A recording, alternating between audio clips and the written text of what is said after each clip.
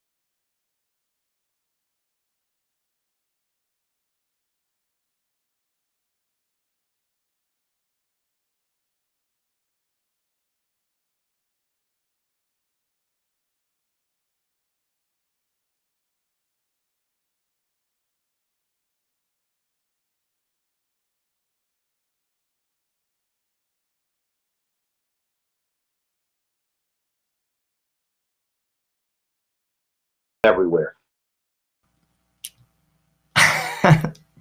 Welcome back, everyone, to the front line with Joe and Joe. Joe Pasillo, as always, joined by Joe Resinello. And once more, dear brothers and sisters, let us go into the breach. And we have a doozy tonight, okay? Because everybody, a lot of people are talking about free speech, and we have a few stories we want to cover for you tonight. We're going to focus primarily on free speech, because if we can't say anything, then anything we do talk about, or anything we want to talk about, whether it's religion, whether it's politics, whether it's culture, if they're not allowing us to say anything, or if everything we say is considered to be hate speech, then we're done. I mean, I hope people in America understand that America is not America without the right to speak freely, amongst our other rights. And that's why it's important for us to talk about that tonight. Thank you for joining us, all your Holy Faith Media crowd, fans of the front line with Joe and Joe, both on Facebook and YouTube. Wherever you find us, please do whatever you can with a click or two here or there to support us in any way. We'll put up our Patreon in case you're interested in dropping in a few bucks and subscribing to us and keeping us going financially, which you already have so far. Okay, we'll put that up there also, and yeah, we let everybody know that all the time that Joe and I have an afternoon show on the Crusade channel, always on air and always online at crusadechannel.com, the last live radio station standing. That's a 3-hour show on Mondays. I'm pretty sure I mentioned it last week. I'm going to mention it again. Joe and I have been blessed that we now have an interview show, a radio show on Veritas Catholic Network that covers Connecticut, Northern Long Island, and Westchester County, with the intention of the owners of the station to eventually take over a station that will cover all of New York City. So we're on the ground floor there. We're doing our interviews, which are kick-butt interviews. Our first one aired last week with Bill Donahue. I'd say that was a barn burner, okay? Talking about the Equality Act and the dangers of the Equality Act. And today at 5 o'clock, you had Jesse Romero, where we were talking about the 5 stones against the culture war. And that one's available also on podcast. So you could download the Veritas Catholic Network app and you could listen to it anytime. But we do go live Sundays at 5 o'clock in the afternoon. So we're very grateful to God for that, and we're blessed by that. So tonight, like I said, we're going to give you a few examples, and we're going to talk about just how far off the reservation these people are and why the absolute need to fight back. Because like I said, if we can't open our mouths, as Joe and I say on the show all the time, the greatest counter-revolutionary act you could commit right now is to open your mouth and speak the truth. If we cannot open our mouths and speak the truth and have an open and honest debate in this country, I think we're finished. Having said that, I'm handing it over to my brother. As Joe said, we're going to talk a little bit about censorship. And when we discuss things, we always give examples. So you, I guess, judge for yourself when we give these examples if this is worthy of being censored or not. The first is Matt Taibbi. He was censored by the mainstream media. And this is the statement that got him censored. This is what he said. I live in a town that has a massive immigrant population and a decimated school system. Intellectually, I think bilingual education is a mistake. I know doctors here in New York who see an endless stream of 15 and 16-year-old girls flying in from places like the Dominican Republic, specifically to get on Medicare and have their babies here. I'm pretty sure it's okay to not be happy about that as a taxpayer. That's what got him censored. Now, let me just like from an objective perspective. Obviously, this is what I think that the angle. I mean, he's saying something about someone who's Hispanic. That's my guess. You know what I'm saying? Women, young girls coming in from the Dominican Republic. You see, but I don't think that's where he was coming from. What I think he's basically making a statement about is, obviously, New York has immigrants from all over the world. Nothing wrong with that. He didn't say anything. It was pretty neutral. Right. But what he is saying is people are gaming the Medicare system. That's the point that he's making. He's also making a point about the school system cannot support this population that's coming in for a specific purpose to game the system. Isn't that reasonable? I don't think that's worthy of being. Now, you could disagree with him because I thought we lived in America. That's perfectly fine. But to blackball him from that by that statement, right? I'm sorry. And this is not me speaking as a Democrat. This is not me speaking as a Republican. I'm stepping back and objectively speaking, I don't know how you could censor someone for that statement. You may not agree with it, but to censor him, sorry. Well, that's the underlying problem. That's what we're going through now in America, is that if you want to have a discussion about something, that in itself is a sin for the left. So let's say, for argument's sake, you want to debate gay marriage. This is what you'll get. Why do you want to debate that? It's settled. No, I actually want to talk about it in an open and honest debate about the merits of gay marriage. Should we recognize gay marriage? There's a lot to talk about. No, there's nothing to talk about. You'll either listen, and the reason, and you only want to have that conversation because you hate gay people. And in the case of Matt Taibbi, okay, what did he say? Like you mentioned, you got the Hispanic girl coming in from the Dominican Republic. You got going on Medicare. All right. I think bilingual education is a mistake. And he says, I'm pretty sure that's not okay or to be happy about that as a taxpayer. So as a taxpayer, you're telling me if I'm not willing to spend money on everything that they want me to spend money on through my taxes, then somehow I'm a hater. That's a major problem in this country. Well, I'll be honest. I'll be truthful with you. I personally think we're entering a very dark, dark period in America. This is the beginning. This is the beginning. And frankly, the Republicans don't have the political will to fight it. They don't. I'm sorry. They don't. And the media is the machine that's behind it. You see, they've brainwashed people. The sickest part about this is a lot of people are so woke to this that they actually think that they're being patriotic by agreeing with this man to be censored. And it's a patriotic act. And I'll be honest with you, outside of A Miracle Joe, I swear, I think about this sometimes when we prepare for the show, when I read these stories. I'll be truthful with you. I don't see us coming out of it.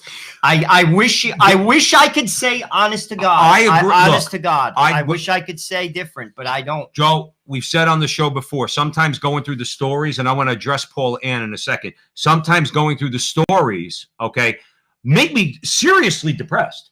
In the same way, like I'm not saying you get depressed, but where you say to yourself, where you question it, says, like I go through the story sometimes, like a story like this one and a couple others we're going to cover, okay, in relation to free speech. And I say, exactly that. I'm like, this is America? No, I grew up in an America that I thought, now here's the other, the hypocrisy of the left, okay, is that I thought in America everything goes. They say pornography is free speech. That's fine. All right, that's fine. But if a taxpayer complains about how his tax dollars are being spent, all of a sudden you're going to blackball me from society? Paul, and just real quick, I don't want to dwell on it. Yes, Taibbi, I believe, is a liberal, but I'm going to give you another example too. Somebody mentioned, I think it was even you, said they eat their own. You can't say anything. See, if you're a conservative, they expect you to argue with them. If you're a liberal, they expect you to toe the line. So if you're a liberal who makes a reasonable statement, which I think Taibbi's statement was a reasonable statement. Again, that's what we're saying. Is it a reasonable statement? Okay. Well, they don't care about that either. And, remember something, just to give you an example, just as an example, here's the same guy. See, I like guys like this. Now, even though I know he's a liberal, I probably don't agree with him on much. But like this is what got him in trouble 10 years ago when it came to Goldman Sachs. Just to show you exactly where he's coming from, he said the world's most powerful investment bank is a great vampire squid wrapped around the face of humanity, relentlessly jamming its blood funnel into anything that smells like money. Now, you would ask yourself a question. Why would that get him in trouble with the left? Because the banks and the left are all in bed now, and they have been for quite some time. I think you would agree with me. You're in bed. They're all woke. Well, all the people in corporate America, it's not, it's banking, but it's everything. It's money. It's the elites. You have to be on board with this or you're out. Whether you agree with it or not, especially in those upper echelons of any corporation and or communities.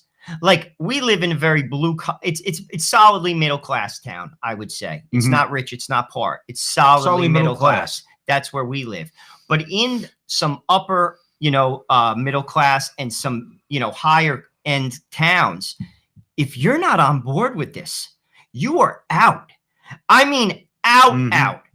And here's the thing, and in all honesty, with regard to Taibbi's statement, you could disagree with it. We could have a debate about it. You're free to do that. I could see someone having an opinion. I'm just being fair, that say, well, I disagree with you, Matt, and this. But to blackball him for that statement, it had nothing to do with the fact that he's picking on a young girl from the Dominican Republic. He's basically saying that people are coming into this country and taking advantage of our Medicare system, whether they were from the Dominican Republic, Greece, Italy, Australia, anywhere.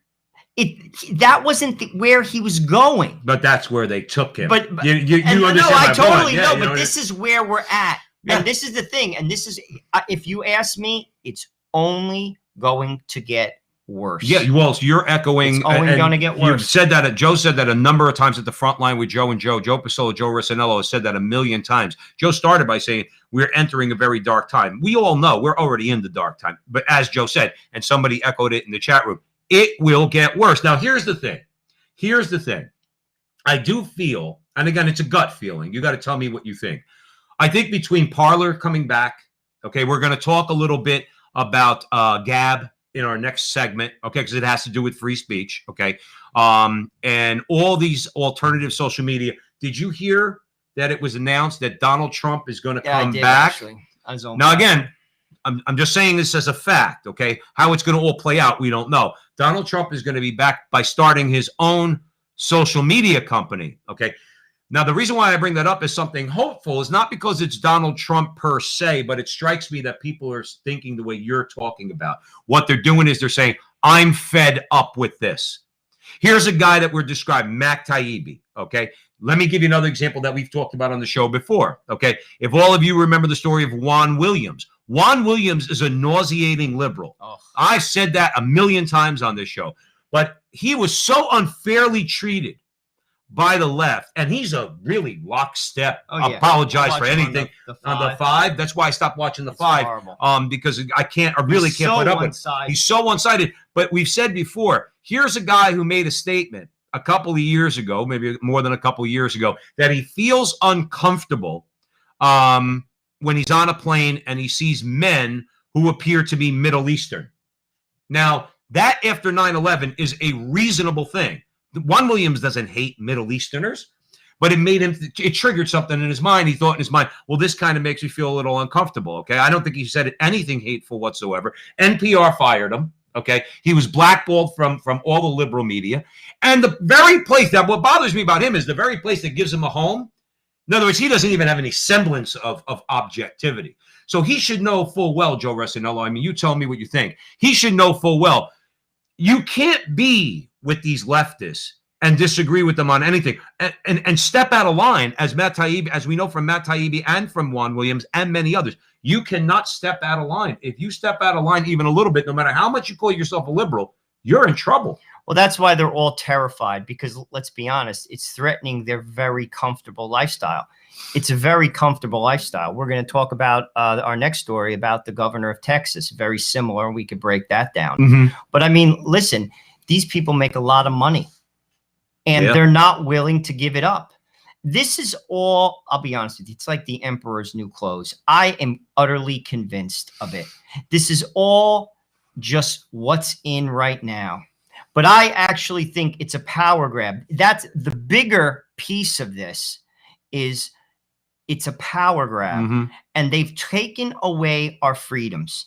You see, I mean, not to harp on the election, but if the Republicans had a spine and fought with equal vigor the Democratic machine, and if the courts did not allow people who were not legislators to make rules in states to change the playing field with voting, and Donald Trump became the president, and it would have been a chaotic 4 years, but if they held the line, everything would have been back to normal. But they didn't. They don't have the political will. They gave up freedom for perceived comfort. Big mistake. Freedom is fought for every day. Right. It has been given up. And they do not have the political will. We have, what's his face? Becerra just got voted in as the, what's it called? Secretary for Health and Human Services. Talk about something that got me down. Do you know that one Republican did not show up to vote? Who? It was 50 to 49. Someone didn't vote. See, I was trying to look to find who that was. No, but it's 49. There's 50 Republicans, right? Right. Outside of your mother died, outside of something insane, I don't know how you don't show up for that. That day. Here's a guy as the head of the HHS. He will take away not only your religious freedom, he'll impose the Equality Act, which will take away what we're talking about tonight, which is your freedom of speech.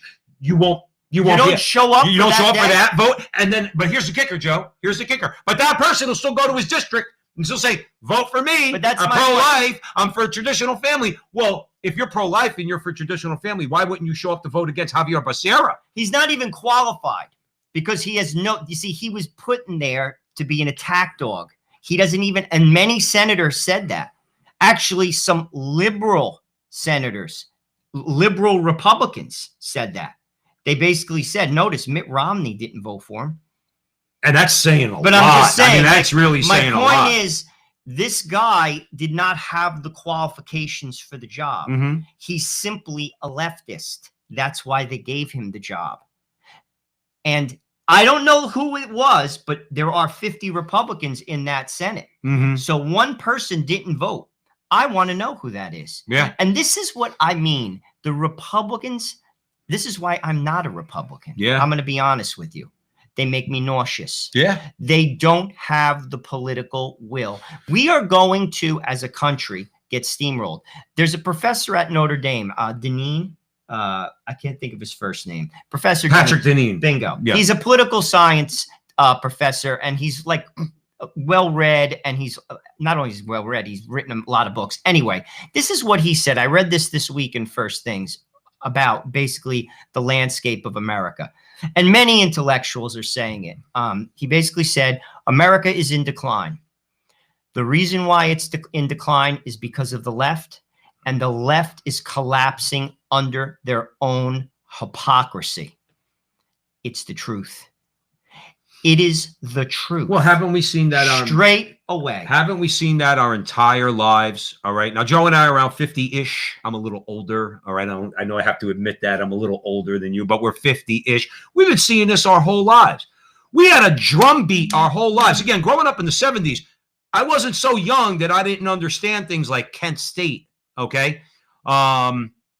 And different causes, all right, that my father and all the Italian guys used to sit around talking about. You think these were stupid guys, these blue-collar guys? They were talking about Berkeley, free speech. They were talking about Kent State. They were talking about the Vietnam War. I remember it like it was yesterday with the cigarette smoke filling up the kitchen with all the little kids running around, okay? My point is this. We've been seeing this our whole lives. They are supposed to be champions of free speech, the ACLU. They're champions of free speech. You don't, Alan Dershowitz, I don't know how he's become a darling of the right. Alan Dershowitz gave this country pornography as a protected right under the First Amendment because he's the one who argued it in front of the Supreme Court.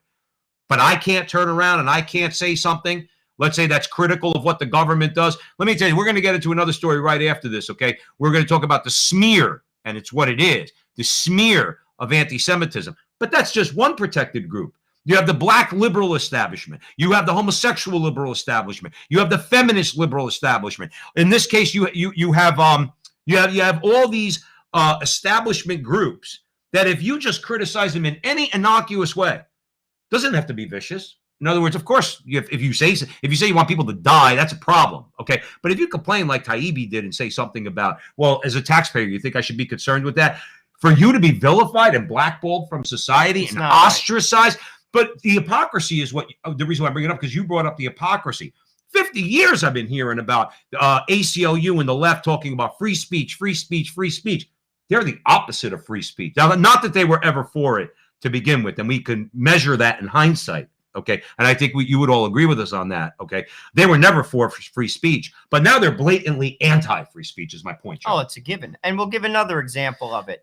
Do you want to go to the next story in Texas? I do want to say this because Joe mentioned Republicans, and then we'll go. Okay, one thing that Taibbi had said. Now, this should speak to like what our view is of Republicans, because this is what the mainstream media has now done.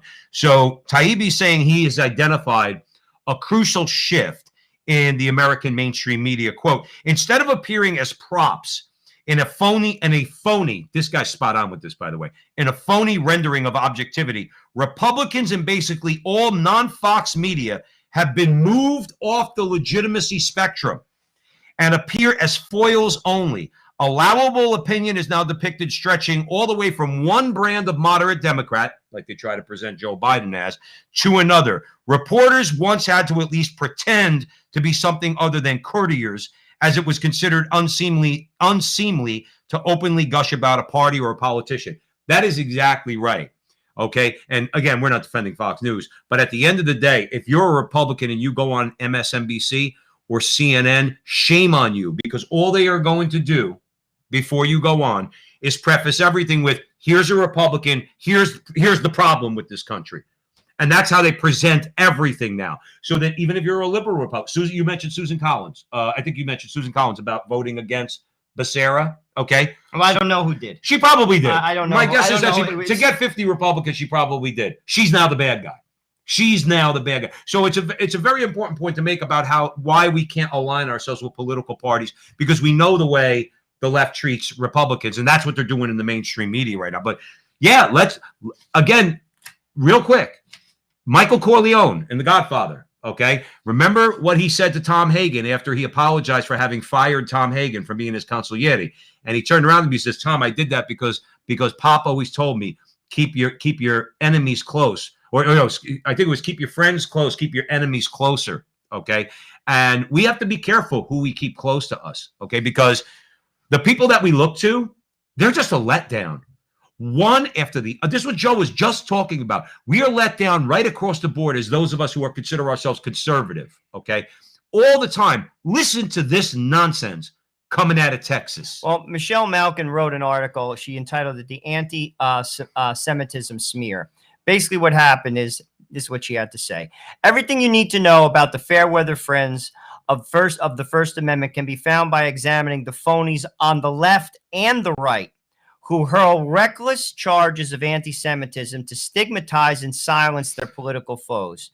This is the Texas governor, Greg Abbott, flanked by two GOP state legislators, sponsoring a bill to support a state-supported Holocaust and Genocide Commission, declared anti-Semitic platforms like Gab have no place in Texas and certainly do not represent Texas values. This is the same presidential aspirant who just 2 weeks ago had launched a Lone Star State war on big tech censorship in a widely covered press event Abbott called Silicon Valley's deplatforming of conservatives un-American, un-Texan, and unacceptable. And now he wants to deplatform Gab. Now, here's the interesting twist. He's saying that they're anti-Semitic. Now, we have two examples of Jewish journalists who feel otherwise. This is very important. Amy Meck. She's with the Rare Foundation. She's a Jewish activist. She said this: I support this Christian-run business, said Meck, and I thank them for creating a free speech platform. Another Jewish journalist, Laura Loomer, this is what she said. As a free speech platform, the fact that Gab allows even the most offensive speech to exist on its platform is a testament to its commitment to truly being a free speech platform. Mm-hmm. Okay. Two Jewish people disagree with the governor of Texas. Now, why would he do this? This is what the CEO of Gab has to say, and who is an unapologetic Christian. And obviously he created a platform that is truly open to anything. That's what Facebook claims to be. Clearly, it's not the case. This is what he said. He said, follow the money, Andrew Torba, who is the CEO of Gab.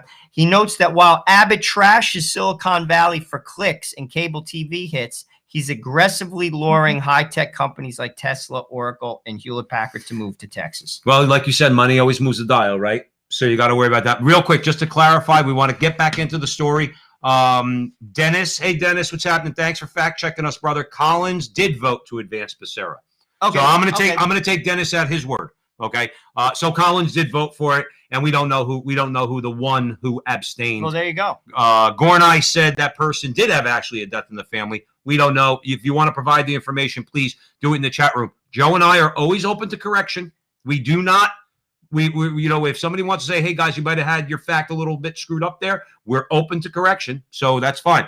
But I think this is so important. Now, here's my problem. Greg Abbott is Catholic, okay, which bothers us. I know it doesn't bother everybody, bothers the crap out of us, okay? Why are you caving in? So you got to remember something. If you look at, and let's keep this just for a second with the Jewish community, okay? Dennis Prager was shut down by Facebook, Prager University. Dennis Prager's a Jew. He's a conservative, moral law-following Jew, okay? And he's deplatformed by Facebook. Now, is anybody going to come to his defense? Oh, no. Is the Anti-Defamation League, which I'm sorry, they could call themselves a Jewish organization all they want. They're a leftist organization. They want to put the clamp down on free speech right across the board. For Prager. You see, why wouldn't they? Because here's what they're missing here, guys. It's not going to happen for a long time, but eventually it is going to happen. And then you may get a fascist. You know, enjoy your hour, but the pendulum swings from right to left. That's right. You may get a monster. You may get a monster. Do you know why Donald Trump got 3 Supreme Court justices? Thank Harry Reid. It used to be where you had to have 60 votes to get a Supreme Court justice on the bench. Why? Because it's for life.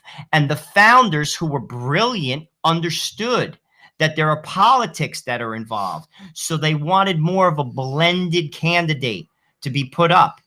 Harry Reid took it away. Now they're saying that nothing's off the table with regard to the filibuster. Do you know what that will cause in this country? The radical behavior on both sides of the aisle, it doesn't always work in your favor. Mr. Reid knows that. Believe me, he probably wakes up in the middle of the night in cold sweats because he knows why Donald Trump got 3 Supreme Court justices. It's all his doing. Thank him. And you could thank Joe Biden, too. But Joe's talking about the filibuster, but you could thank Biden, too, with his Biden rule. But go ahead. But my point of the matter is this. You know, enjoy your hour, but the pendulum swings from right to left. It happened in the 50s that conservative persecuted Hollywood liberals. They pushed them out of the country. People had to go to Mexico to live. Couldn't get a job. Now it's the opposite. You know, it could go to the other side of the spectrum. And it could be ugly. And this is what I'm saying. Step away, take your political hat off for a second. This is craziness. And here's the thing. Again, you can't talk to these people. You can't. You can't. And in their mind, they're being patriotic. And frankly, I think it's an ugly period of our history. And I'm going to be honest with you. I actually think America, I think it's done. Outside of a miracle that's going to solve this problem, it all stems from we no longer have an anchor. Do you know what the miracle is, Joe? We don't. You know what the miracle is? The miracle is people start developing a backbone in this country, okay? They start to grow some stones, all right? And they start to resist. Let me give you an example of what I'm talking about, okay? Let's say you work for a Catholic organization, a decidedly Catholic, or like an agency within the Catholic Church. Then you do have to sign a morals clause, okay, that you agree with the Catholic Church on issues. Now, but if you go to work, if I want to go to live in a certain state, or if I want to go to work for a certain company, I'm not signing anything that makes me promise that I'm going to do something that you agree with in my private life. And if I don't sign that, then I'm not either going to be able to be a resident of your state, or I'm not going to be able to be employed by your company. All right, now that's happening with the woke corporatists, where they want sooner or later they're going to have you sign something that says you're in favor of gay marriage. We'll cross that bridge when Frontline with Joe and Joe get to it down the road. But I want you to hear this. Now, I don't care what you think. I don't care what anybody thinks of American foreign policy towards the state of Israel and the Middle East in general. This should not be allowed. This was where Glenn Greenwald, okay, and Glenn Greenwald is no conservative. Oh, he's not, okay? He's an independent journalist and lawyer. Glenn Greenwald reported that Abbott was the prime cheerleader for a bill in Texas, ultimately ruled unconstitutional, to ban the state from hiring anyone who refuses to pledge support for Israel by promising not to privately boycott them. And he's an enemy of free speech. Now, that's Glenn Greenwald, who's a liberal, saying that. Why are you asking me whether or not, let's say I don't want to do business with China. That's totally, let's say, a legitimate position. So let's say, for argument's sake, California is making a bunch of money with China. How about the NBA? They're all making money in China. What if I said I'm going to privately boycott China? Could I then be barred from public life, or I can't become a citizen of your state? What do you care whether or not I boycott the state of Israel? You know who has a lot of problems with the state of Israel? Other Jews. You don't hear from them because they're like Dennis Prager. They're banned out of existence too. You don't hear their criticism. And when I say criticism, I mean, again, reasonable positions. Let's say that's talking about, in this case, American foreign policy. Well, American foreign policy is something that you should be able to talk about, because that involves potentially troops going into battle and dying. So you need to talk about these things. But if you're going to say, right, like it's the same thing as the beginning of our conversation, if you're going to say that it's not legitimate to even have a conversation. Well, it's a tactic. Exactly. Well, exactly That's right. it. But I don't think it, but again, we're talking about what's American and what's not American. That's not American. You cannot do that. Well, I mean, that's the whole thing, what's going on now in politics. It's a tactic to shut you down. I mean, we've given up freedom for perceived comfort. I'm telling you, it's only going to get worse. It's only going to get worse before it gets better. I think it will eventually get better, but it's not going to be better for a while. Because again, we don't have an anchor in anything. People determine their own truth. I mean, I read something today. It's a great magazine, First Things. And it was an editorial. And basically that they were saying that there was an internist. This is a doctor. They were doing rounds and questioning, saying that, yes, this person is a male by science, but it's still not determined yet. Like, you went to med school? I mean, I'll give you another example. I was on LinkedIn. I saw a friend of mine who works in, what's it called? Real estate, but like buying like big buildings around the world, like court offices, whatever. And he mentioned somebody in one of his blurbs. This woman works in Toronto, in parentheses next to her name. This is a professional person that makes hundreds of thousands of dollars a year, puts he, she next to it. I saw that. I was like, that's her pronouns. And she's putting it next to her name. Right. That means that means she's crazy. That's what that means to me. That means she's crazy. She's a woman. I was waiting for the punchline. No, I'm right. sorry. She's a lunatic. That's lunacy. Right. And I'm going to be honest with you. But this is what it is. Robbie's in Texas. Robbie says, now this is important, okay? Because if you think it won't get to this place, you're not seeing what's going on. Joe said 3 times today, and a few people mentioned that this is just the beginning. The times are getting darker. Don't think there's limits on where they're going. Robbie's saying, hey, Tom Gugliotta's here. What's up, Tom? Robbie's saying 2 + 2 = 17, okay? Don't think it won't go there. You remember the scene, and I always go back to the movie. I read the book years ago, but I always go back to the movie 1984 because I love Richard Burton and I love John Hurt, right? And Richard Burton has John Hurt in the chair, okay, in that room that you do not want to be in, okay? And they're applying pain to him. Like they're turning up the electricity and they're applying pain. And John Hurt, who's a great actor, is like screaming in agony. And Richard Burton looks at him and he says, how many fingers, Winston? And he says, 4. They turn it up, right? They turn it back down. Richard Burton says, how many fingers, Winston? Isn't it 5? He says, I only see 4. They turn it back up. John Hurt's yelling, right? They turn it back down. And one more time, he says, how many fingers, Winston? He says, I want to see 5.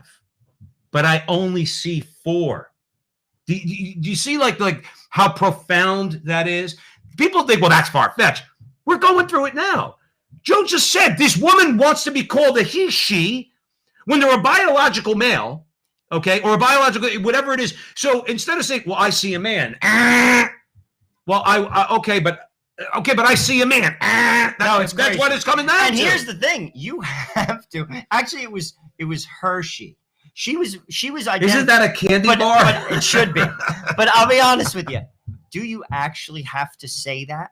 It's just to say, I'm with you. I'm woke too. Right. And this is what I mean. This is, if you ask me, it's lunacy. And everyone has to play along. And this is where it should scare you. It should scare you if you're a Democrat. I'm going to be honest with you. It really should. This is craziness. Well, you keep saying all the time correctly. Okay, I'm not going to say, I don't want it to. We're on the subject.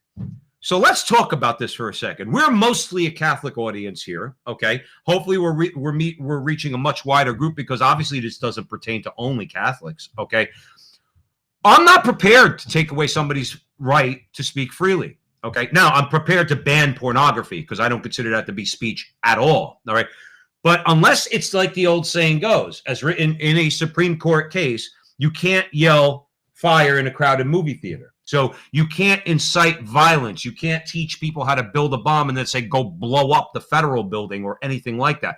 But as far as those things that we find offensive, let's say, for argument's sake, let's take primo example number 1 in my book, Sarah Silverman. Okay. Sarah Silverman not only is not condemned by the ADL, okay, she's applauded by the ADL. And I'm not exaggerating, because, again, I give facts and Joe gives facts to back up what we say. Sarah Silverman looked right in the screen and called Christians MFers. She said, listen, you Christian MFers. That's one instance. I'm only going to give you 2, but there's many, okay? And the other one was where she said, if Jesus came back today, I'd nail him to a cross again.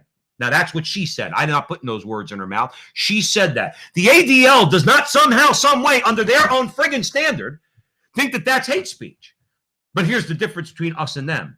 I don't consider that hate speech. What I consider that to be is something that we need to answer in the free marketplace of ideas. We need to challenge her. We need to chastise her in the free marketplace of ideas. We need to condemn her words in the free marketplace of ideas and do it unapologetically. And when she turns around and says, you're being anti-Semite, you say, I'm not attacking you because you're a Jew. I'm attacking you because you're an anti-Christian. Is what you are. And aside from being the worst comedian of all time, she's not even funny, that woman. She's not. But my point is this.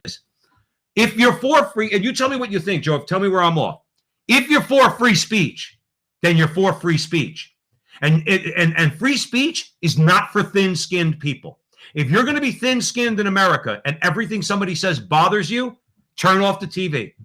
All right, turn off the TV and stop going on social media, because you're going to be offended by something. You're either on board with free speech or you're not. And if you are, you better be prepared, okay, that people are going to say things that are going to be offensive to you. My larger point, you do not have the right not to be offended. And you can't just attack people by calling them haters when they say, I'm offended by you. I'm offended by what you say. Is that anything I said you disagree with? It's just a tool. It's a tool to shut you down. And that's what you're seeing. I mean, it's a tool to shut down their political, basically, opposition. And we're seeing that everywhere. And frankly, the media is feeding it to the people, and the people are eating it up. And I'll be honest with you, the media controls the masses because it's on 24/7. And there's so many people, they're brainwashed.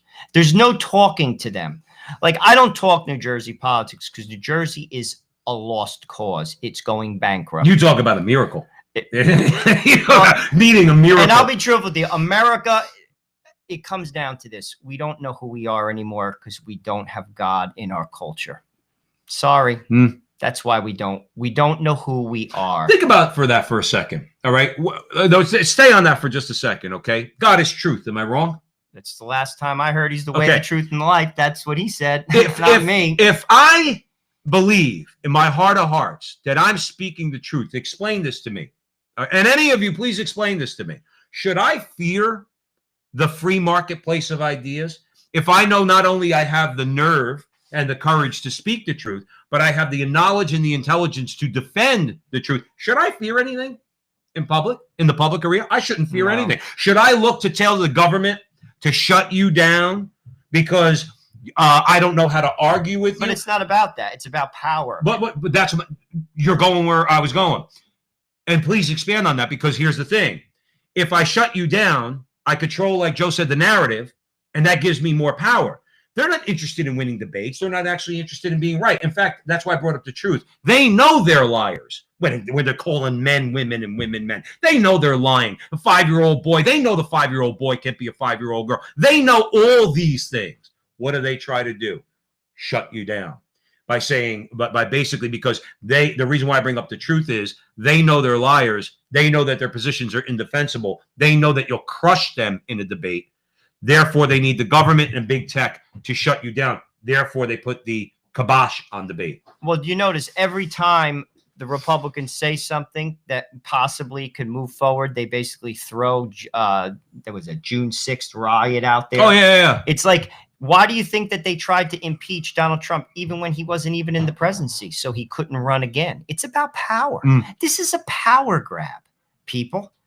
And frankly, and here's the sick part about it. It's so transparent. You don't even have to be smart to see it. It's so transparent. I think America sees this as clear as day. It's like what Solzhenitsyn said. He said, they're lying. We know they're lying. They know they're lying, yet they keep lying. See, that was in a nutshell you just summed up what was my larger point. They know they're lying. That's why they need to shut you down. And they're being, let's face it, they've been successful unless we turn around. Okay, as many people are saying, now we mentioned Donald Trump might start a social media company. Let's see how that goes. It'll be widely popular because he's got his name attached to it. So let's see how it goes. Let's see if we develop secure lines of communication. They'll arrest him. Joe, we're getting to the point where people are soon, like, I'll be truthful with you, I don't think we live in the land of the free and the home of the brave anymore. They just, like, it makes sense. Do you know what I'm saying? Right. Like, perfect sense, or they'll kill him. Like, this is where we're at. We live in a banana republic now. This is a joke. All of it is a farce. We used to criticize other countries for being banana republics, where you had stolen elections and all that kind of stuff, and you know, when we say, oh, look at that banana republic, what are we? It's a joke. What are we? We're not run by a cabal. Joe Biden's president. Does anybody really believe Joe Biden's president? Even liberals don't believe Joe Biden's president. Okay, the guy can't speak. He's getting worse and worse every single day. All right, Kamala standing right there ready to come in. And we told you before on the front line with Joe and Joe, she ain't going to be president either. She'll sit in the chair. She ain't going to make any decisions. I hope everybody, understands Kamala Harris is not making any decisions. We're run by a cabal of left-wing community organizers headed by community organizer-in-chief Barack Obama. If you think he's not in power, then you're not seeing exactly what's going on. You're not seeing it. But the reason why I bring it up is, are we moving to we're going to move to Iowa, because it's the reason why I want to talk about it. It's kind of a reiteration of a couple stories we did a few weeks ago, but it bears talking because we're here. Joe and I are always here. We say, we've got a lot to complain about. All you good people out there watching the front line with Joe and Joe, you got a lot to complain about out there, but we need to find solutions. So Joe and I, we were talking to E. Michael Jones with Dr. Marek Ledekiewicz. We were talking about Poland and Hungary and the state of Florida with DeSantis. Well, here's another hopeful story that shows that people not only are tired, but they're taking action. And we must take action. Go ahead, Joe. The Iowa House of Representatives, they're considering a bill. It's Bill 633. It's an act relating to certain companies that censor online content. So the legislation would ensure that residents of the Hawkeye State have their First Amendment rights to freedom of expression of political speech protected from big tech censorship. If residents are found, this is the important part, if residents are found to have their constitutionally protected rights violated by a dominant social media company, the Office of the Iowa Attorney General shall assess a civil penalty. If enough people come forward and they prosecute and level penalties, it will change. Yes. I'll believe it when I see it, though. I think You you're see, starting to see. I hope so, Joe. I have no confidence anymore. I swear. But here's one reason why I have a little bit of confidence. All right, my brother Joe Resinello always makes the point. Money moves the dial. Now, these companies, these big tech companies, let's be fair. If half the American people stopped, let's say, using Twitter, for example, Twitter's still going to have a very valuable market cap. Okay, it needs to be more of a worldwide movement to really take them down significantly, where their stock is cut in half, where their market cap is cut in half. Okay, but nonetheless, it would be a good start for this reason. We mentioned, let's keep it with America, okay? But Poland is doing the same thing. I think it was called the Freedom Act or something along those lines. I think you're right. In Poland, but it's modeled the same way. If you can't show, okay, or if the citizen, in this case of the state of Iowa, or DeSantis did it in Florida, I believe the author, Samantha Fillmore, she's with the Heartland Institute. She mentioned Missouri has similar legislation. New Hampshire has similar legislation. Florida has similar legislation. Here's the crux of it for all you to know.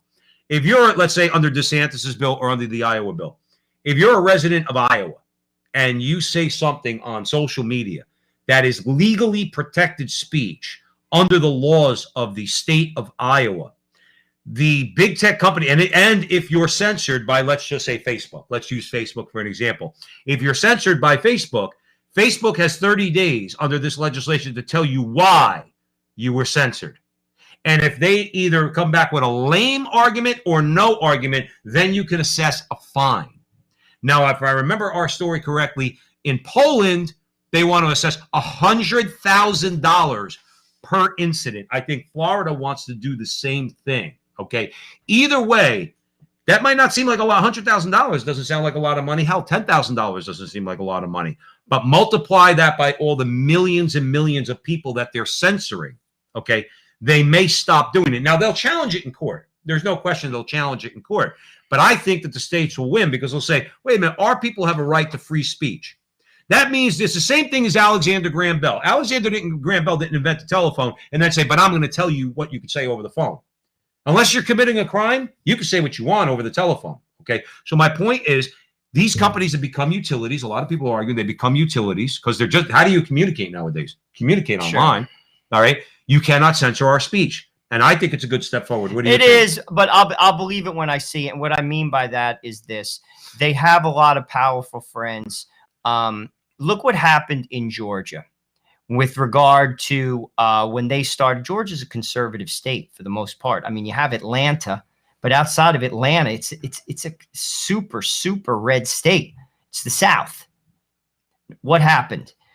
Georgia puts forth some pretty aggressive anti-abortion legislation. They also, Hollywood stepped in. They started to give breaks, Hollywood, to bring the movie business to Georgia. So what happened? They started pressing buttons, pushing back. That's what I think will happen in Iowa. I think they will band together. Businesses will boycott them. They have the power base. You see, the power is embracing. See, this is what I mean. Like, they'll shut them down by their own leverage. This is what I think will happen. They will basically say, okay, we're going to pull out of Iowa. And guess what will happen? The governor of Iowa, just like Governor Abbott in Texas, which is redder than red outside of the cities, caves because they are not willing to fight for principle, because they want to sacrifice freedom for perceived comfort. They do not have the political will. I'll be honest with you. I would have went to war with you if I was the president. You'd be thankful I'm not the president. I would have not respected federalism, and I would not have allowed Minneapolis, St. Paul to burn. The National Guard would have been in there day 2. You could protest. You're not hurting anybody. And if you do, you are in handcuffs. I don't care if you're white. I don't care if you're black. I don't care if you're Hispanic. I don't care if you're Asian. And you will be in jail. And if you come out and you do it again, you'll be in jail tomorrow. Right. And believe me, they should have done that. They don't have the political will. Let me ask you this, though. When it comes to let's say federal legislation, Okay, let's say that those who keep telling us they're going to do something about big tech, I got no reason to disbelieve Ted Cruz. I got no reason to disbelieve Josh Hawley. Okay, but when is the federal government going to look? Because the left, the liberals in the federal government are not going to do anything against big tech because they're all in bed together. But as far as the conservatives, let's say their narrative, conventional wisdom, okay, that in 2022 they're going to sweep the House of Representatives and they're going to sweep the Senate. Let's say that's true. Are we going to just be having this conversation in 2 years again? Are you going to come on the front line with Joe Pasillo and Joe Resinello? Are you going to come on here and we're going to be having this same conversation? Or are they finally maybe going to do something about it? Do something about Section 230? Do something about the fact that they have monopoly status in this country, okay, and break them up the way when Joe and I were kids, they broke the communications company. They broke up the phone company. I remember. That's where the term baby bells comes from. They thrived. They made money. No problem. They got broken up because they were in a monopoly. Facebook needs to get broken up. YouTube or Google in general needs to get broken up. All right. Twitter needs to they need to get broken up. Somebody recently called them nations. I had a hard time disagreeing with that description of them. They're super duper powerful. Oh, please. A few of them, like Apple and Google and Amazon, they have more of a market capitalization than 90% of the countries in the world. There's only 2 platforms to get to what's it called, to operate. That's Trump's dilemma. Like my wife was explaining this to me because I don't even like Android. Mm-hmm. It's controlled by 2 sources. Well, they might have to do something about that. And real quick, I'm glad you're mentioning that. It's a very important conversation because Joe and I say all the time, we are not partisan in this regard. Okay. Conservatives need to get it through their head. We are not going to allow big tech to do whatever it wants in the name of free market economics. If government action is required, government action is required. That doesn't make Joe and I socialists or communists. That makes us reasonable. Okay, we want government action because these companies are a threat to my liberty, and I don't care about how much money they want to bring down to the bottom line. I don't care about their share price, and I don't care about that intrusion by the government into the free market. I want them to do something to take their power away because the more power they have, the less power we all have. And that's my problem with it. See, eventually, I was just saying this to my wife, this is the scary part, actually. Eventually it's going to shift, and believe me, when it does, it's going to be ugly. It will be ugly, like, because the people, you enrage people to a point, it will be ugly. Yeah. That's what is going, because it's so perceivable that this is a farce, mm-hmm. that the people are not in control. Right. It's so perceivable. And think about this. You make a very good point. Okay. The reason why it's so important to make sure we preserve those God-given rights we have, which are enshrined in the First Amendment, okay, amongst others, all right, is that if you start telling people, okay, now I'm going to be very angry if I don't have the right to free speech. If they take us down, I'm going to be angry. I'm not picking up a gun. No way. And I'm not blowing. I'm going to start trying to do protests. I'm going to start doing that. I'm going to protest the government for the redress of grievances peacefully. I'm going to do that. Okay. But you have to understand something. It is a very, very angering thing when you take away somebody's God-given right to speak freely. How about take away voting? Well, that's where people, what do you think happened on January 6th, Joe? That's why people were up. That's why how many hundreds of thousands of people showed up. They had no intention of storming the Capitol. They were there because they thought Mike Pence might do the right thing and give the states another 10 days. And I think it would have had a difference in hindsight. Okay. But there's a lot of people who are very frustrated, and a lot of people, okay, don't have self-restraint, unfortunately. Okay. Now we know the left has no self-restraint because they have no moral restraints, but we do. Okay. At least we claim to. So we need to, but it is a very frustrating thing when you can somehow, and again, we're talking about labeling something hate speech. Okay. If I say something because I have a concern about it, and your best response to me is that I'm a hater, and you're going to pass legislation that's going to take away my right to speak freely because you think that it's hate speech, Joe, that causes problems, Joe. Well, that causes problems. Well, I agree. And this is where, and here we are. And here we are. This is what I mean. This is why America, if you ask me, outside of a miracle, is finished. It's finished. because you can't build a house on sand and it doesn't get more sand as far as the foundation than this. It's all garbage. Right. It's sad, actually. And when it does fall, it's going to be ugly. It's going to have ramifications around the globe. That's right. That's right. It's very sad. It's very sad. I mean, and dark. You mentioned dark. It's very dark. My gosh. Time. I mean, look at Russia. Didn't last 100 years, guys. And they were the most years. And let's be clear about Russia. Let's be clear about the Soviet Union. And I think you can make a valid historical argument for them. In that at some period within that 70-year period, they were the strongest nation to ever have existed on this planet. They had more control over more parts of the world and on their own people than any other regime in human history. And they only lasted 70 years. Okay. So think about that. Now, do we want to go through that? My answer would be no. I don't want to go through that. And why are we doing this? Because we don't want to live within boundaries. It comes down to that. We reject the boundaries that society places on people, so you have a civilization. I read something, this is what we're going to cover on our Crusade show. In San Francisco, they make shoplifting anything under $900 a misdemeanor. So the people in San Francisco know this, so they're robbing amounts under $900, and it's basically like a traffic ticket. So are you going to set up a business in San Francisco? Why would you? Of course not. You're going to have a business where people are going to basically come in, steal things, hundreds of dollars, theft, and it's basically a misdemeanor. Civilization doesn't operate that way. But they cannot wrap their arms and hands around the idea that there are rules. They can't. And what's going to happen? It's going to collapse. That's why Deneen said, America's in decline. It's the left's it's because of the left, and the left is collapsing under their own hypocrisy. That's right. There it is. Listen, it doesn't matter. Call yourself a Republican, call yourself a Democrat. When the roof falls down, it falls down on everybody. And it's going to fall.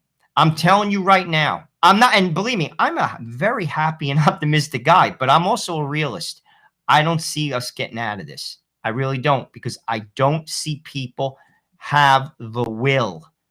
They don't have the political will. I think one of the reasons that you could say, and then we'll move on because we want to get to another threat to another one of our freedoms, but we don't have the will because I don't think right now, and I don't want to see this, but my personal view, I just don't think people have the feeling that their rights are being taken away. I don't think they've been beaten down sufficiently enough.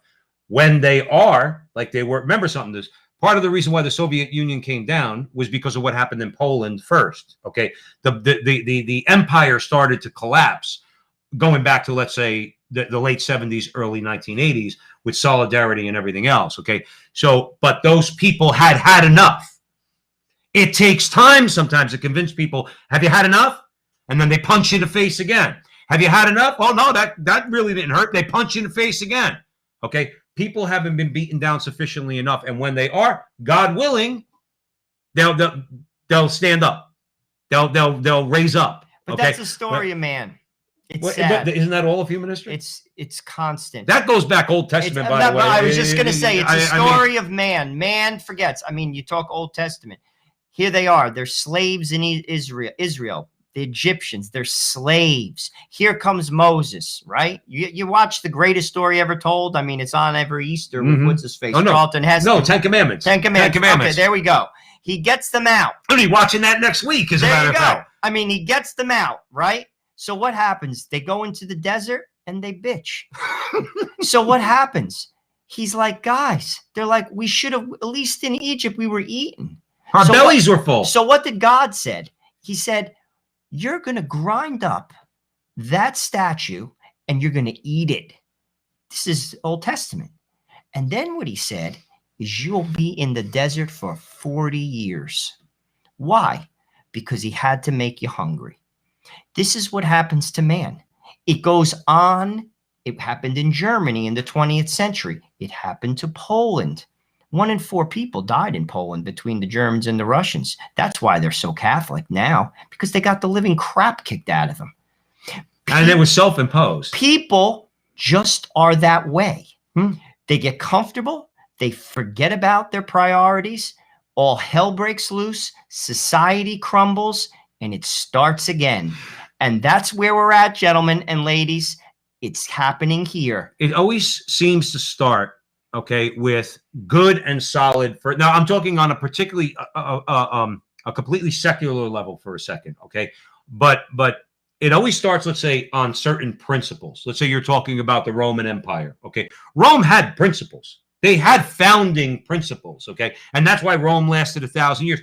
What happened that Rome was able to finally get overrun by the Huns and the Germanic tribes and the tribes from Gaul? Why were they overrun? Why did they fall? Number one, they departed from their founding principles. Number two, they got greedy. America we are a pretty greedy country. Okay, let's call a spade, okay? So they were greedy. They wanted to conquer everybody, and then they couldn't handle the size of the empire. They became completely debauched, okay, at the end of the empire. You always mention comfort. That's all they cared about, was screwing. That's it. I mean, they were so easily. Now, my point is this. It always starts with their first and founding principles that are usually good, okay, kind of like universal ideas. And the reason why I bring it up is America is founded on those same principles.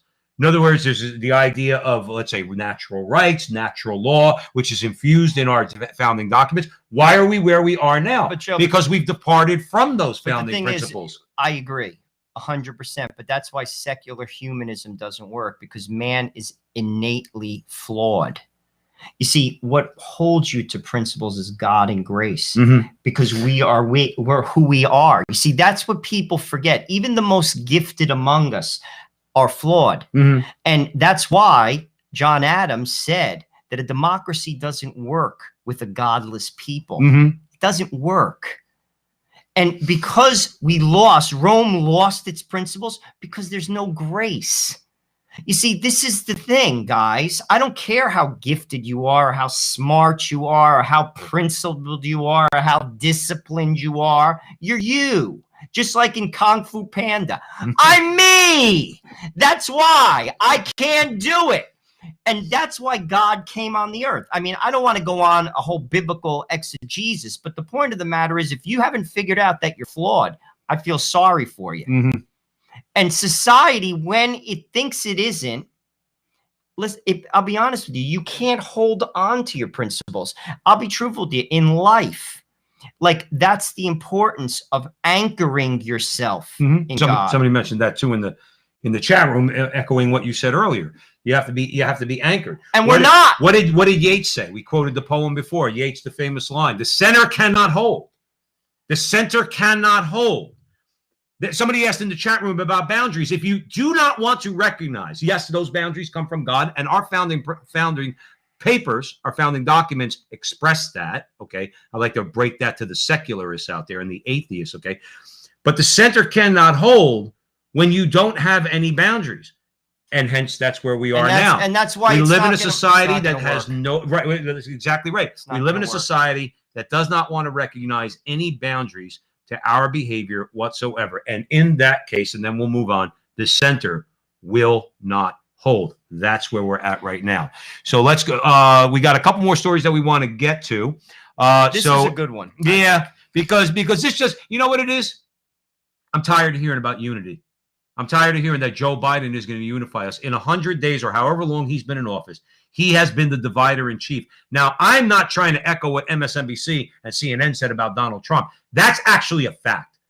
What I just said to you, that Biden is the divider in chief, this guy has unified nothing. Not only has he not unified anything, he has divided. He has sown division. And I don't mean him, even though it's his hand signing those executive orders. I mean the people are handling him. So let's take that crock of nonsense and throw it in the garbage. And Joe's going to give you an example of what we're talking about. So Biden fires an attorney that Trump appointed to protect America's civil liberties. So we'll break the story down. And then I wanted to just bring out one point when I read this. because this is the devout Catholic Joe Biden who's doing this. Mm. Joe Biden fired Equal Employment Opportunity Commission General Counsel Sharon Fass Gustafson after she declined to resign under pressure from the White House. So let's get a quote from Gustafson. This is what she said. She said, "At the time I was nominated, I was asked if I would commit to do my best to fulfill my 4-year term, and I answered yes. Unless prevented from doing so, I intend to honor that commitment. I have confidently given this advice to countless embattled clients over the last 25 years. Hold your head up high, do your best work, and do not resign under pressure. In solidarity with them, I will follow that advice. So far as I know, no previous general counsel has been fired for being appointed by the wrong political party." Now, this is for the record. Gustafson was appointed in March 2018 by the former President Donald Trump and was confirmed by the Senate August 2019 to a 4-year term, which Biden cut short. Now, she was let me break this down. She was put in place to protect Americans' religious liberties. Okay? And Joe Biden fires her. Devout Catholic. This is where I don't see how people don't connect the dots. You put Javier Becerra as the Secretary of Health and Human Services, who is there solely to butcher people who follow their religious conscience or a conscience in general that aspires to follow the natural law. Then you have somebody that's appointed to protect Americans' religious liberties. And within the first 6 months of Joe Biden's term, he fires her. Mm-hmm. And he replaces her with his leftist buddies. Right. This man is not, this is where, again, you call yourself whatever you want to call yourself. Don't you see what's going on? It's so obvious. He is so against the First Amendment, from speech to religious freedom. And every appointment that he puts forth says that. Right.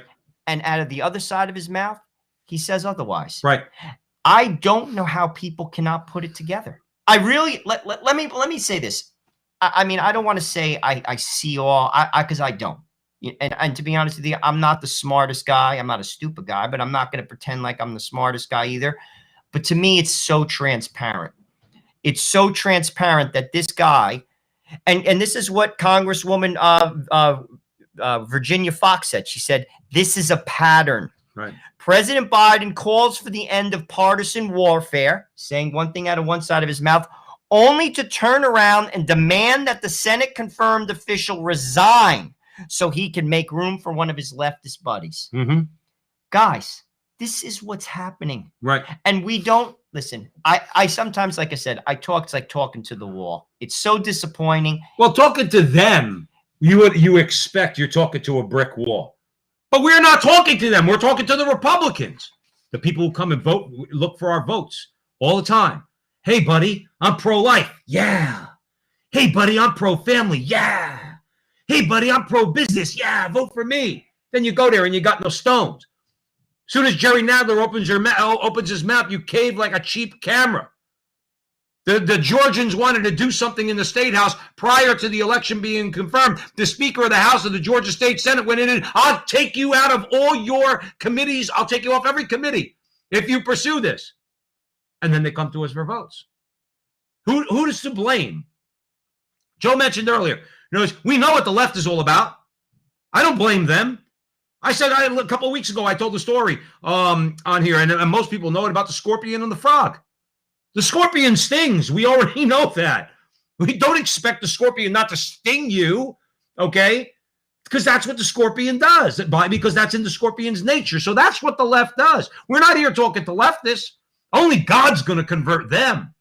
I'm talking about the so-called pro-life, God-fearing, gun-toting, traditional family, pro-business Republican that comes to your vote every time and doesn't give a damn about you one bit. That's who we're talking to. And who's to blame that we get played by them? We are. We vote for them. We fall for them every election cycle. Rather than say, you know what, Mr. Chamber of Commerce, conservative Republican in my district, I don't want you. I want that guy. I want that guy to run against you in the Republican primary. But then you're basically like you're diversive. You know what I'm saying? Like, because if you disagree with them, you're the bad guy. You see, you can't disagree with them, and then the press labels you. That's why, Joe, it's just an ugly machine. I mean, we watched it all play out with Trump. Listen, not you know, like him or not, because of his personality, a lot of his policies were very effective.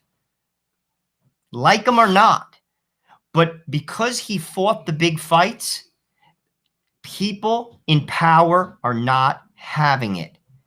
And that's where we're at. This is, you know, like they say, like England has, like, you know, royalty. Well, we have royalty too. And power is not given away. It's taken. They're not giving it up. They're not giving it up to you or me. That's why that's why, Joe, you make a very good point, but that's why we actually have to have somehow, some way, call it, I'm not saying a third party. I'm just saying a reform of the Republican Party. We have to have those like Rand Paul. Rand Paul is a perfect example. I don't think he's perfect, but I'd vote for Rand Paul 7 days a week and twice on Sunday. Why? Because he's got stones. Because they've called him every name in the book.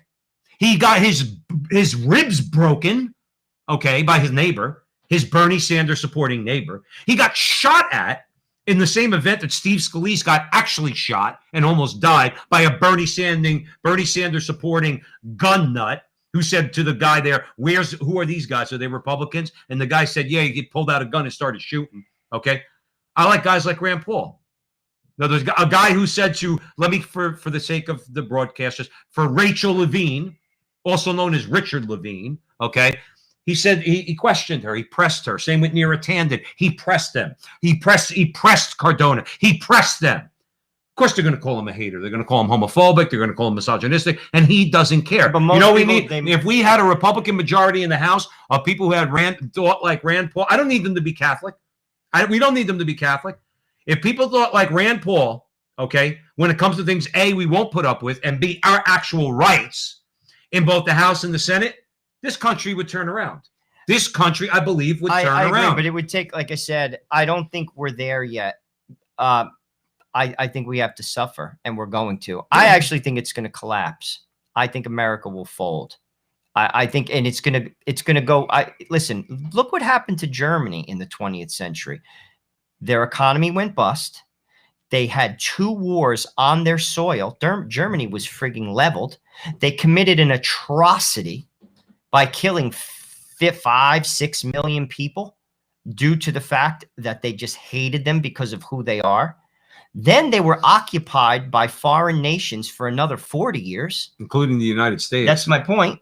They had a wall that divided their nation. They had foreign occupation for 40 years, and then they came out of it. Right. So that was what? Maybe 80 years? Like, I actually think we're entering a period like that. Maybe we come out of it on the other side. It won't look like the country that it does now, but we're entering that hole. I don't think we're too comfortable.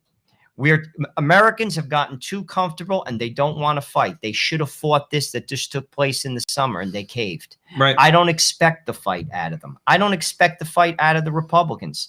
I just don't. Well, if for no other, let's say you're right. The thing. I hope I'm wrong. No. And I could be, and if I am, I'll say it. I hope I am. Joe, I'm saying this from a purely entertainment point of view. Okay, if in fact you're right, at the very least, I want Republicans to fight so that the fight is at least interesting. But what's going to bother me? What's going to bother me more than anything is, remember, okay, like I said, we're mostly Catholic here. We know the victory is ours. We don't have to get into that because we know the victory is ours. Okay, I'm not concerned so much with that. I worry about my own soul and my wife and our salvation. Okay, but we're just talking about in purely temporal terms. Okay, about what's going on. At the very least, don't roll over, man. Don't roll like just don't make it be like, if you fight and lose, that's one thing. But if you just let them steamroll you with their lies and their deceit, their evil, and you just cave in, that's really what's going to bother the crap out of me. Because it's like, at least make it interesting. I'll join you. I'll get in the fight. Okay. But don't roll over. Please don't do that. Because then it's like, then it's like they just have their way. Now, again, it's like you always say, they'll have their hour, God will have his day. But why do we have to go through that? And I don't want to get I hope over. I'm wrong. I hope you are. I hope I am, honest to goodness. Unfortunately, you might not be wrong. But let's go. We got about 10 minutes left. Let's go to one more story that we want to talk about. It's actually a follow-up, okay? Because Joe and I, as we said last week, we're going to err on the side of believing Milo Yiannopoulos that he really is converting his life.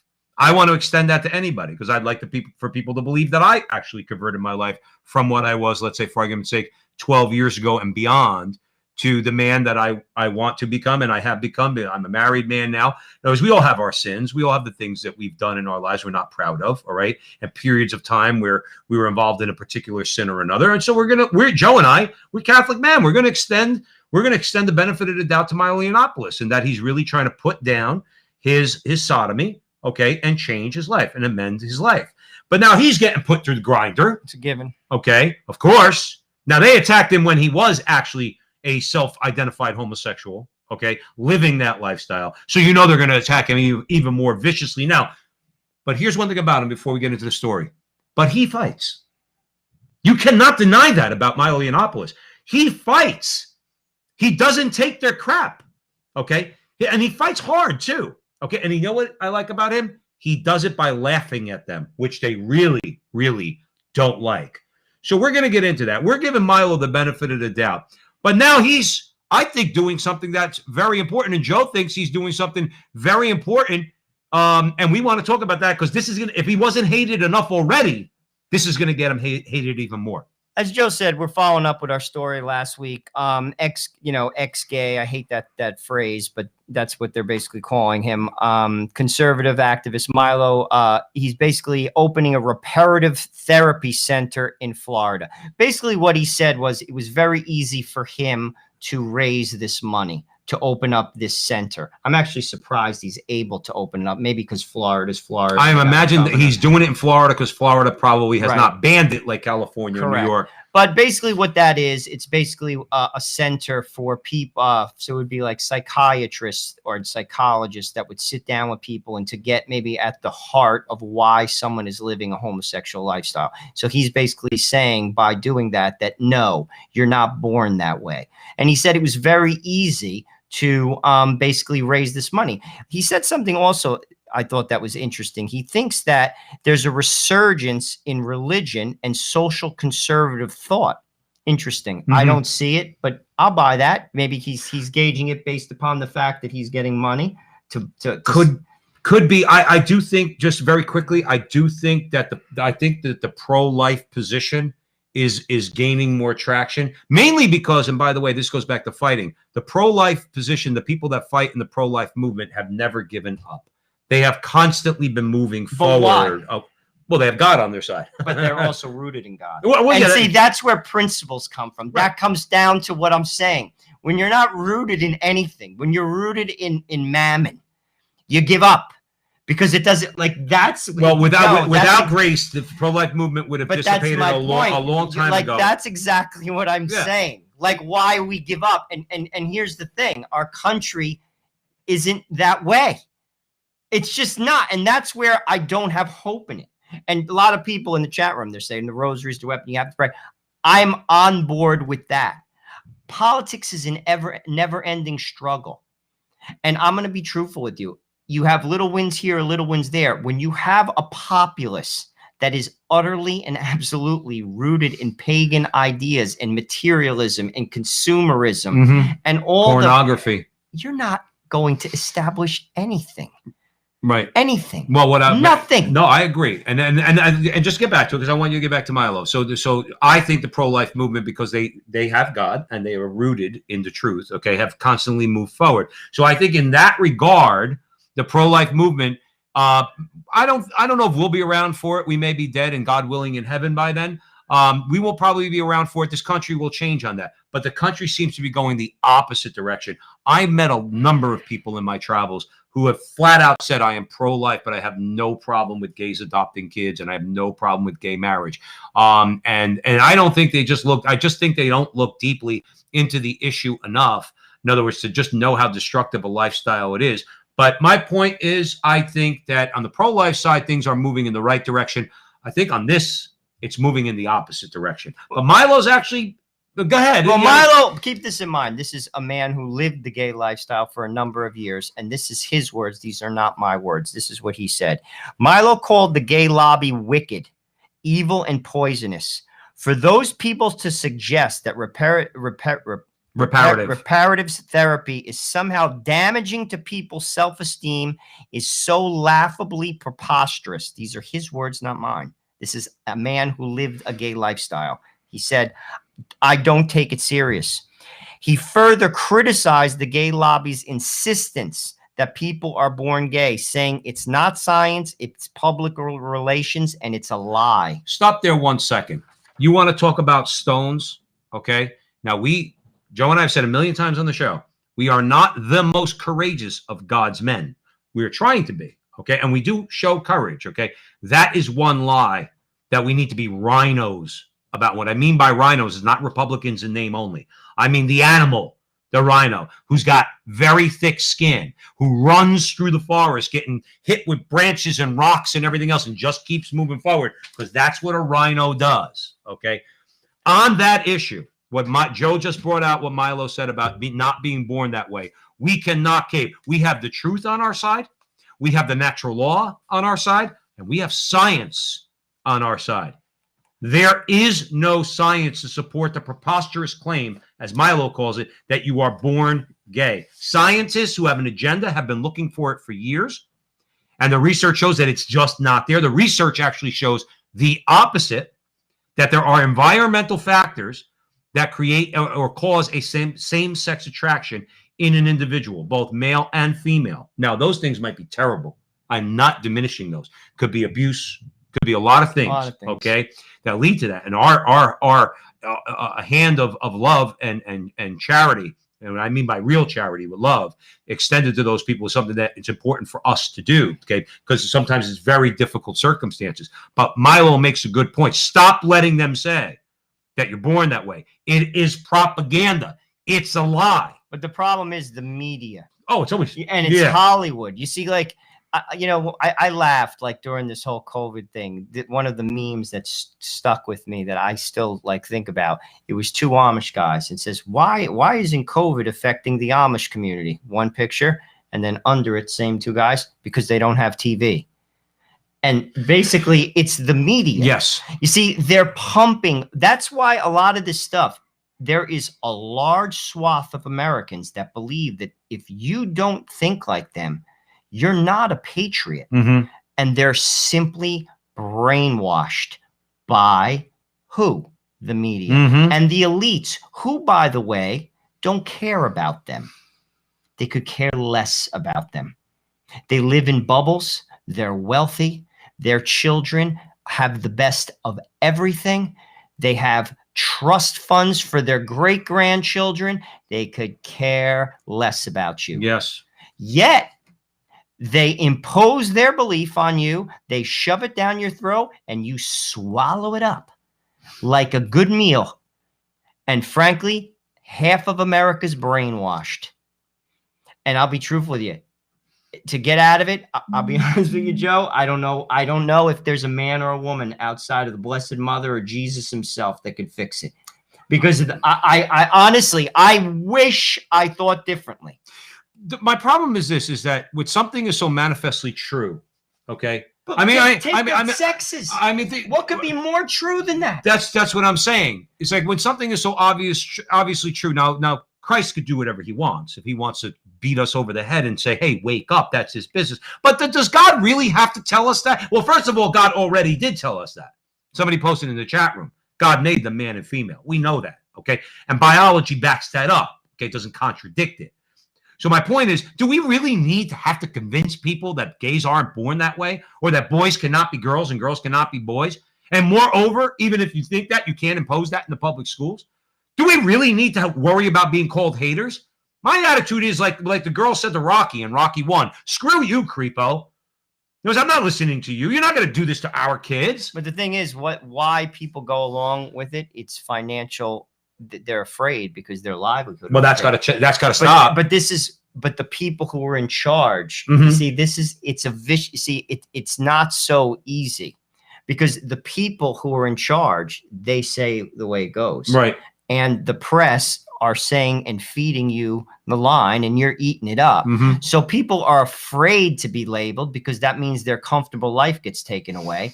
It's like a movie. There's a good movie with Russell Crowe, and it goes along this line about the nicotine business. It was The informant or yes, the insider. The insider. And basically he's Pacino's in that too. he's a scientist that figures out that cigarettes, that they basically are upping the nicotine levels synthetically to basically make you addicted. Mhm. And he was an ethical scientist.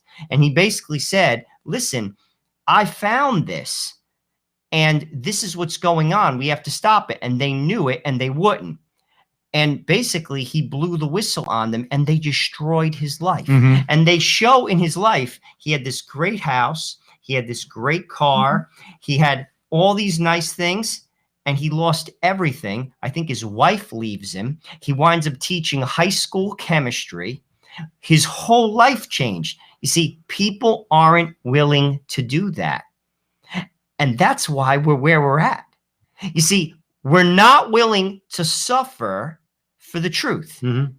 And until we are, no one's fixing this, guys. And nothing's going to change. Sorry. Like And you this said- is what it is. And he was willing to do that. And he did. He gave it all up. He said, take the job, take the house, take the car. I'll do this instead.